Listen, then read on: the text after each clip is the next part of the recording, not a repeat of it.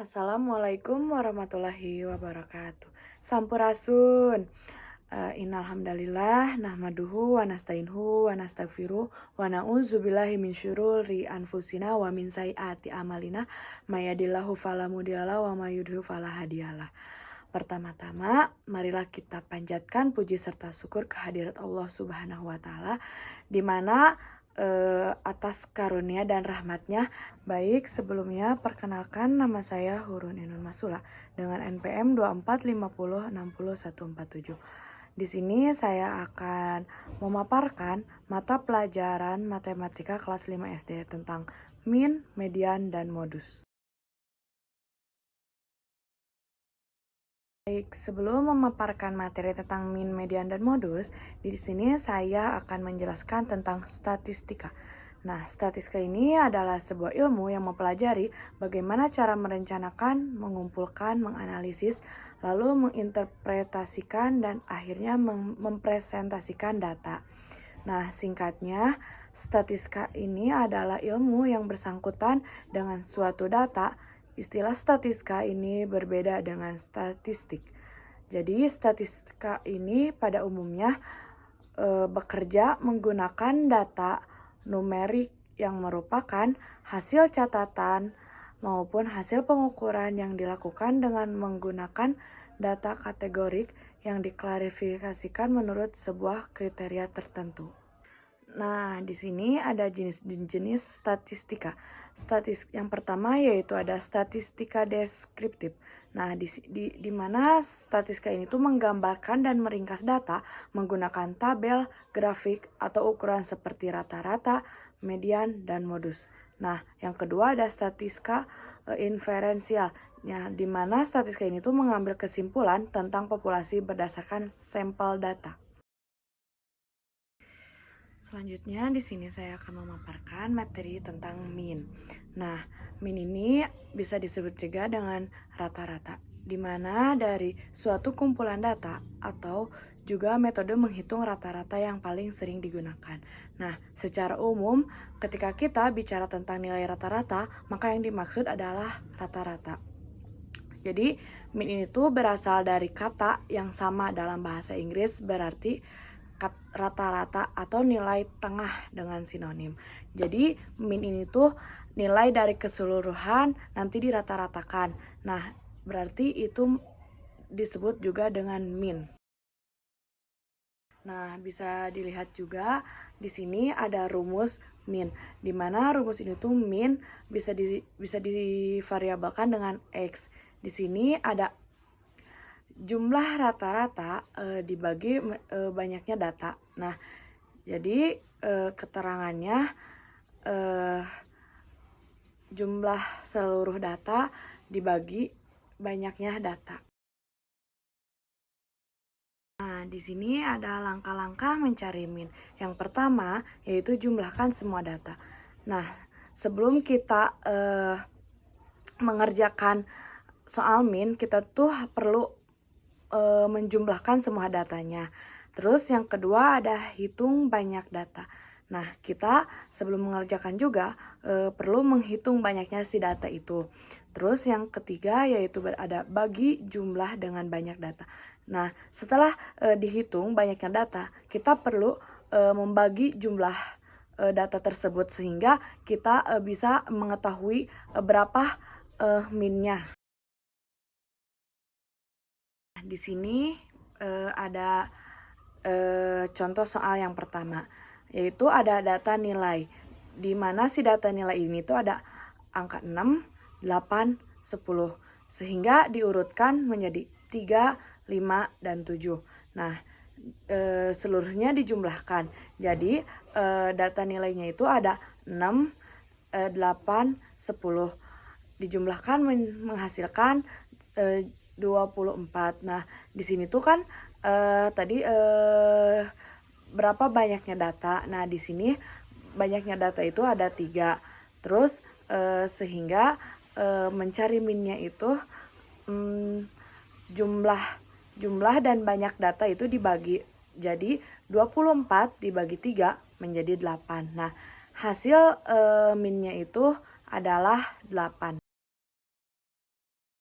Terus contoh soal yang kedua yaitu berat badan 4 siswa, yaitu ada 30 kilo, 32 kilo, 28 kilo, dan 34 kilo.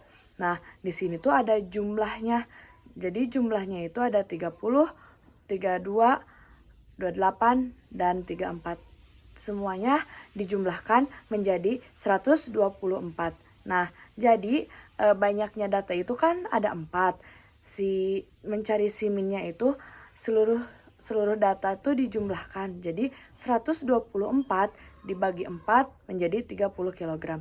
Jadi rata-rata berat badan siswa itu adalah 31 kg. Selanjutnya saya akan menjelaskan tentang median. Jadi median ini adalah nilai tengah dari sekumpulan data. Setelah data tersebut diurutkan dari yang terkecil ke terbesar. Jadi median ini atau nilai yang paling banyak adalah salah satu ukuran pemutusan data. Jadi cara berhitung median ini bisa melihat gitu mana angka yang paling banyak. Nah, kalau jumlah data ganjil median yaitu sama dengan nilai yang tepat di tengah. Ataupun kalau jumlah data genap median sama dengan rata-rata dua nilai tengah. Di sini cara langkah-langkah mencari median itu yang pertama, urutkan data dari kekecil ke terbesar. Jadi di sini kita sebelum mengerjakan soal, kita harus bisa melihat data yang dari terkecil hingga ke terbesar. Yang kedua, hitung banyaknya data. Nah, kita juga perlu menghitung banyaknya jumlah datanya.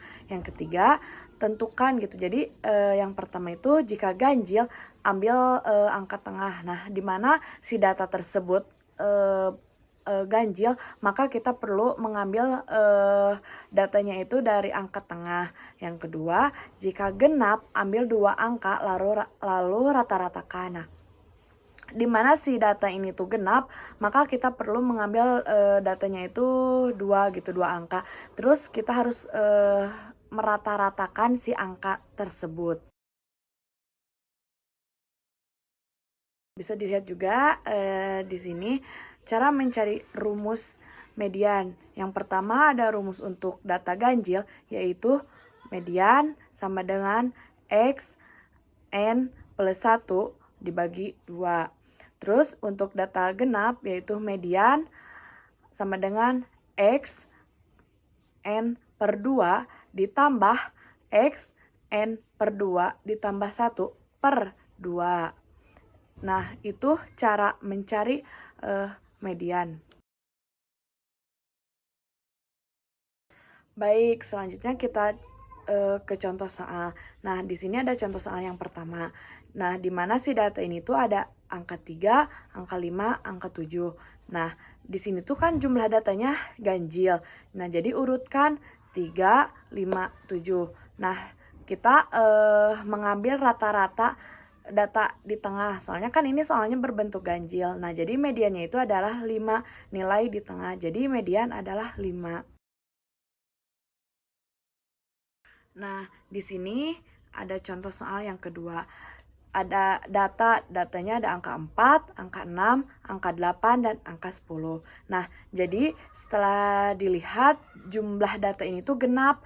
Nah, jadi sehingga kita harus mengurutkan dulu angka 4, 6, 8, dan 10. Nah, jadi si mediannya itu mengambil rata-rata nilai tengah. Nah, rata-rata nilai tengahnya itu diambil dua angka, yaitu ada angka 6 dan angka 8. Sehingga dijumlahkan 6 ditambah 8 dibagi 2 ditambah 7. Jadi mediannya itu adalah 7. Selanjutnya di sini ada modus, di mana modus adalah nilai yang paling sering muncul atau data yang sering muncul dalam suatu kumpulan data. Artinya, angka yang paling banyak muncul disebut modus atau juga disebut MO. Nah, di mana jika tidak ada angka yang muncul lebih dari satu kali, maka data tidak memiliki modus. Nah, jadi yang dimaksud ini tuh di mana si angka itu di mana ada suatu data, si angka tersebut tidak sering muncul, dikatakan dia tidak memiliki modus. Mencari langkah-langkah modus, yang pertama ada perhatikan semua data, di mana kita sebelum mengerjakan soal harus memperhatikan dulu semua datanya. Yang kedua, hitung mana angka yang paling sering muncul. Di sini kita diwajibkan menghitung angka yang sering muncul gitu, sehingga takutnya tidak ada angka yang sering muncul. Yang ketiga, angka itulah modus. Nah, jadi bisa dikatakan di mana angka yang sering muncul itu angka modus. Rumus untuk mencari modus itu ya adalah bisa dilihat juga modus MO sama dengan LO ditambah dalam kurung D1 per D1 ditambah D2 dikali C. Selanjutnya kita ke contoh soal. Nah, di mana contoh soal yang pertama itu ada data. Di mana data ini tuh ada 2, angka 2, angka 4, angka 4, angka 4, angka 6, dan angka 8. Nah, kita harus bisa melihat dulu, perhatikan dulu si data tersebut apakah ada data modus atau tidak. Sehingga kita bisa melihat nilai modusnya. Di sini yang sering muncul adalah angka 4, di mana modusnya itu adalah angka 4. Selanjutnya ada contoh soal yang kedua. Contoh soal yang kedua ini yaitu ada data 3, 5, 7, 9. Nah, di mana kita harus memperhatikan dulu data tersebut apakah ada nilai modusnya apa tidak. Setelah kita menyelidiki dari data angka tersebut ini, ternyata tidak ada data yang munculnya lebih dari 1 kali. Nah, berarti sehingga data tersebut tidak ada modus. Baik, terima kasih sudah memperhatikan penjelasan dari saya. Mohon maaf apabila ada kesalahan dari pengucapan atau memaparkan materinya, mohon dimaafkan. Saya pamit undur diri. Wassalamualaikum warahmatullahi wabarakatuh.